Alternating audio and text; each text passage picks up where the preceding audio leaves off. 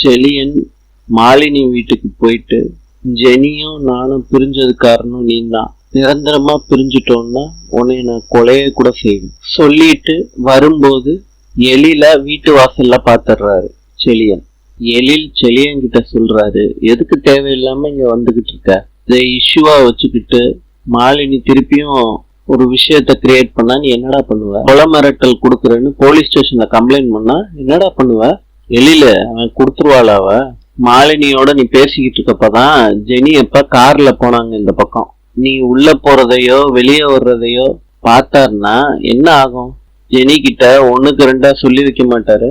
செலியனை எழில் கூட்டிட்டு போறாரு. ஹோட்டலுக்கு பாக்கியா போயிருக்காங்க. அப்ப எழில் வந்து செலியன் இந்த மாதிரி கோவமா தான் வந்தான், நான் பேசி சமாதானப்படுத்தி அனுப்பி விட்டுருக்கேன் அப்படின்னு சொல்றாரு. பாக்யா ஸ்கூலுக்கு ஜெனியோட அம்மாவை பார்க்க வந்திருக்காங்க.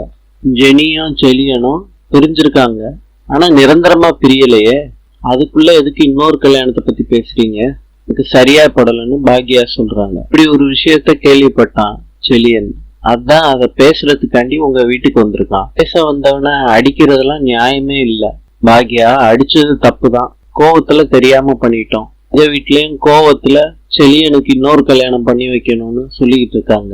நம்ம 2 பேரும் ஏதாவது செஞ்சாதான் இதுக்கு சொல்யூஷன் கிடைக்கும். அவங்க 2 பேரும் பேசினாங்கன்னா எல்லா பிரச்சனையும் முடிஞ்சு போயிருங்க அப்படின்னு ஜெனியோட அம்மா கிட்ட சொல்றாங்க பாக்யா. 2 பேரும் மீட் பண்ண வைக்கிறதுக்கு நீங்க தாங்க உதவியா இருக்கணும்.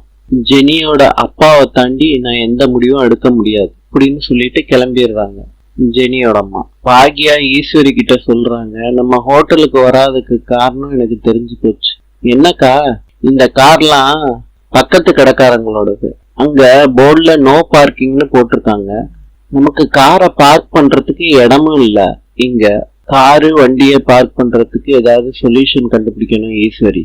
பாக்யா காலேஜுக்கு இனியாவை பார்க்க வந்திருக்காங்க. ரொம்ப நேரம் பேசிக்கிட்டு இருக்காங்க. தொடரும். நாளை சந்திப்போம். இன்று உலக தண்ணீர் தினம். நாளை சந்திப்போம்.